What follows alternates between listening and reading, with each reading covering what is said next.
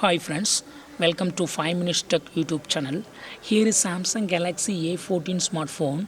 In this video, you will learn how you can check RAM value in your phone Samsung Galaxy A14. First, go to the settings of a phone and go to About Phone and go to Software Information and click 7 times on the build number. Continuously click and developer mode will be activated. Then again go to the settings and go to about phone, and below about phone you will see developer options. Just click it, and the first option you are seeing here, the RAM value. So here approximately 2.6 GB of 4 GB RAM is used, means 4 GB RAM is the RAM value, maximum RAM value in my phone.